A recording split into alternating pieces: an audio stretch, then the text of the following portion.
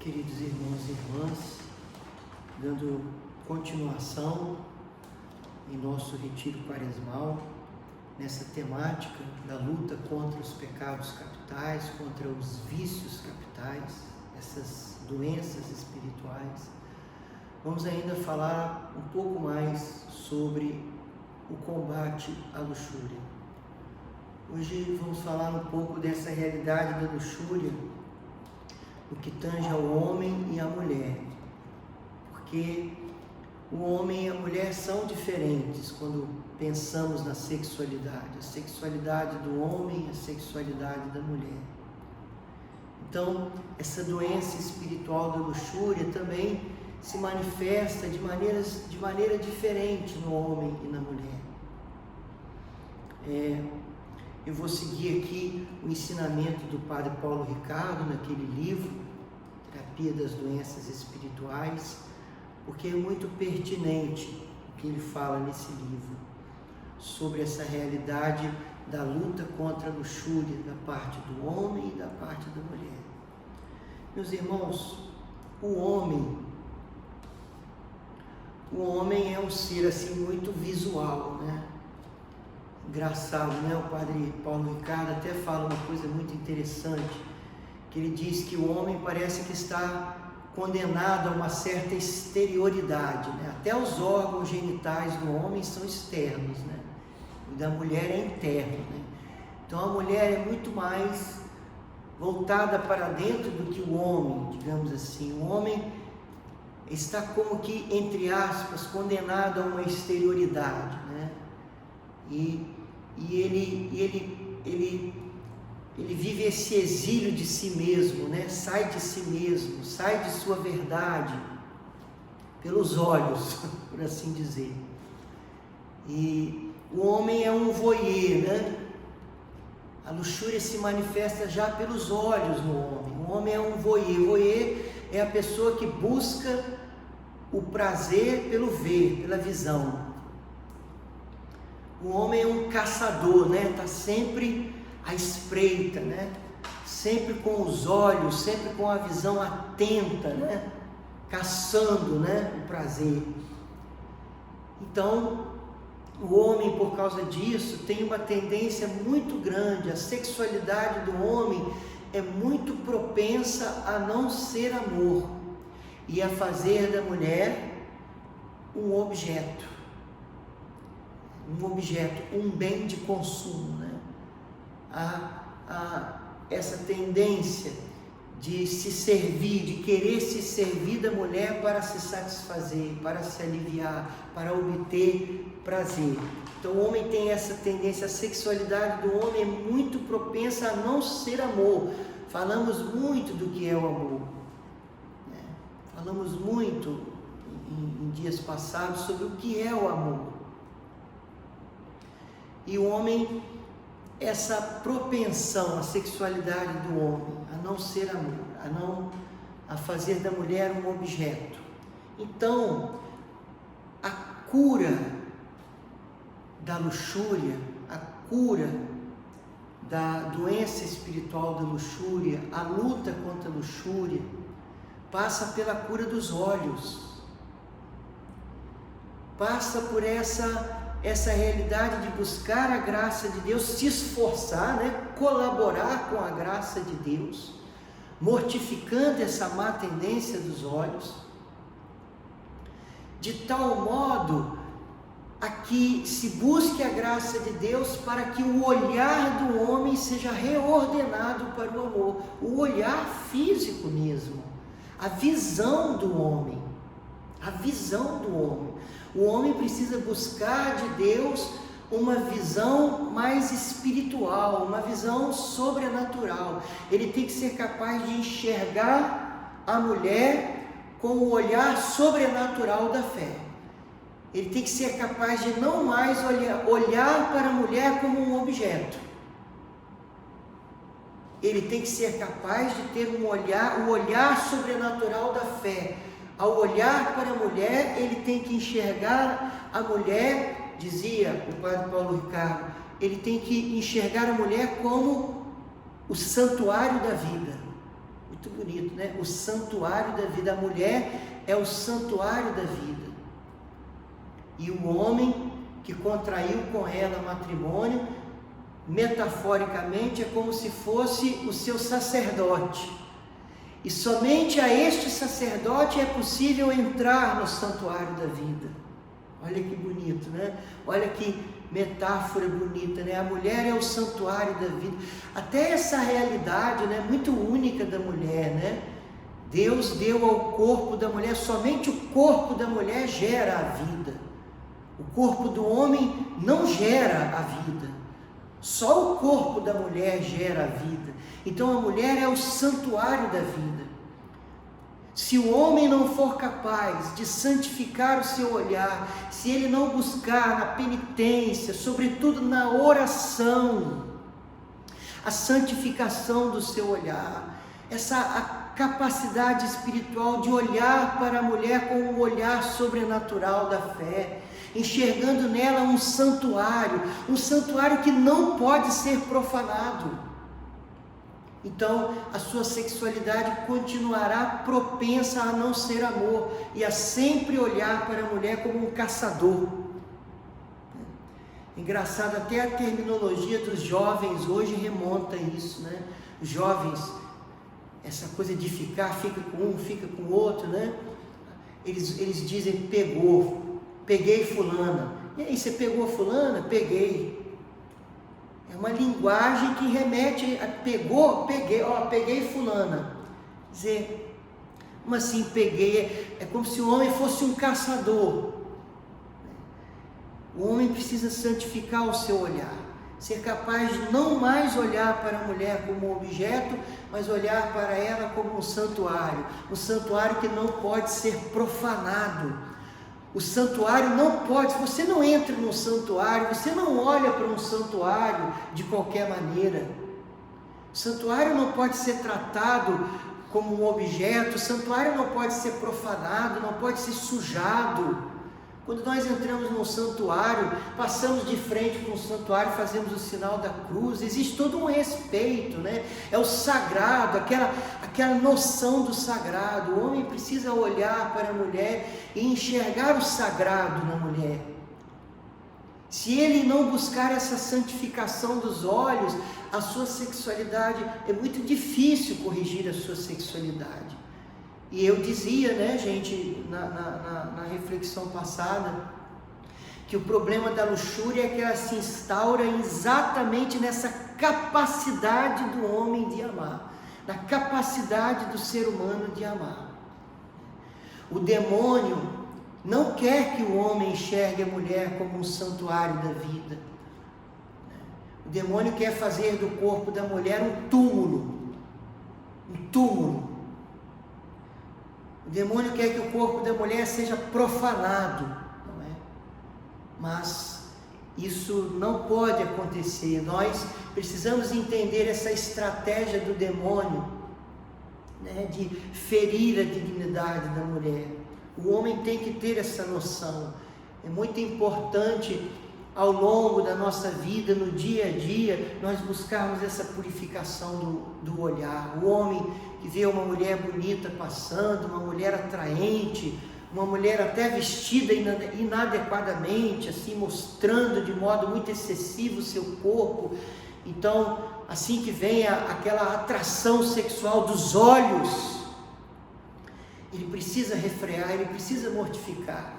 Ele precisa rapidamente tomar essa decisão de não olhar dessa forma para a mulher, mas ser capaz de olhar para ela como um santuário. Essa noção de família também, o homem, ele tem que, passou uma mulher bonita, ao invés de olhar para essa mulher com o olhar da luxúria, fazendo dela, olhando para ela como se ela fosse um objeto, uma picanha, uma carne, que está lá no mostruário, que pode ser consumida, ao invés de olhar para a mulher assim, ele tem que ter também essa visão de família. Pense, e se fosse a sua mãe? E se fosse a sua irmã? E se fosse a sua filha? Você ia olhar para ela dessa maneira? Você gostaria que alguém olhasse para sua mãe, para sua filha dessa maneira? Ou então, quando passar uma mulher, pense essa mulher com o marido do lado e 5 filhos. Deus, essa realidade do chamado, o chamado, né, de Deus para os homens e mulheres, chamado à família, essa vocação à família, né? Então a gente tem que pensar assim, né? O homem sexualmente maduro, ele consegue agir assim, mesmo sendo jovem. Eu digo porque às vezes para o jovem pode ser mais difícil, para o rapaz, por causa de toda a questão do libido, né, dos hormônios, né? O jovem tem a força sexual é muito ativa, né? Existe uma energia sexual muito grande no jovem, mas como eu disse, é preciso, por um lado, mortificar isso, mas para canalizar, orientar para Deus, e no caso do olhar, orientar para o amor, o firme esforço, mas também a busca da graça de Deus para essa mudança do olhar. Pois bem, meus irmãos, se o homem gosta de olhar, gosta de ver, a mulher gosta de ser olhada, gosta de ser vista. O negócio do homem é ser um voyeur, um caçador, e o negócio da mulher, entre aspas, a mulher tomada pela luxúria é tirar a roupa, entre aspas, é mostrar o corpo, é fazer-se desejada. Então, a cura da luxúria na mulher, ela passa pela modéstia e pelo pudor, com certeza. A mulher também precisa ter uma santificação do seu olhar em relação a si mesma. Ela também precisa se olhar como santuário da vida. Ela também precisa enxergar a sua dignidade de mulher, de filha de Deus, para não se tratar a si mesma, para ela mesma não se colocar numa condição de um objeto. Ela não pode se desvalorizar e se colocar assim, se vestindo indignamente, mostrando de uma maneira exagerada os corpos. Eu digo aqui sem exagero, eu não estou aqui dizendo, como alguns dizem, uma mulher não pode usar calça jeans, não é isso que eu estou dizendo. Não mesmo, mas eu estou dizendo que dentro de um certo padrão, de um certo equilíbrio, a mulher procurar se vestir de modo elegante, se vestir de modo sóbrio, se vestir de modo a não se tratar a si mesmo como um objeto, mostrando demais o seu corpo e escondendo a sua alma. Você já ouviu esse ditado? A mulher que mostra muito o seu corpo esconde a sua alma, e a mulher que esconde o seu corpo revela a sua alma. Eu estou dizendo que as mulheres têm que andar como uma freira, uma carmelita, que só mostra o rosto. Não é isso que eu estou dizendo. É bonita, é elegante uma mulher, né, até se produzir, se enfeitar, entre aspas, querer se manifestar bonita, mas é preciso essa sobriedade, essa elegância, essa pureza, esse pudor, o pudor, de não sexualizar o modo como a mulher precisa ter esse cuidado de não sexualizar, sensualizar demais o modo como ela se veste, por causa dela, não é por causa do homem, como se ela tivesse que viver em função do homem, não, por causa dela, porque ela enxerga a sua dignidade, porque ela enxerga que ela é filha de Deus, que ela não é objeto. Eu não quero que ninguém olhe para mim desse jeito, porque eu não sou isso, eu não sou o objeto, por isso eu não quero que ninguém olhe para mim assim. Então eu faço a minha parte, eu colaboro para que isso não aconteça. Entende, gente? A mulher, também ela precisa disso. É lógico que tanto no homem como na mulher, aliás, em todos os pecados capitais, as nossas feridas emocionais, os nossos traumas, até mesmo o temperamento de uma pessoa, as questões pessoais de uma pessoa, mas sobretudo as feridas de uma pessoa, os traumas de uma pessoa, eles vão favorecer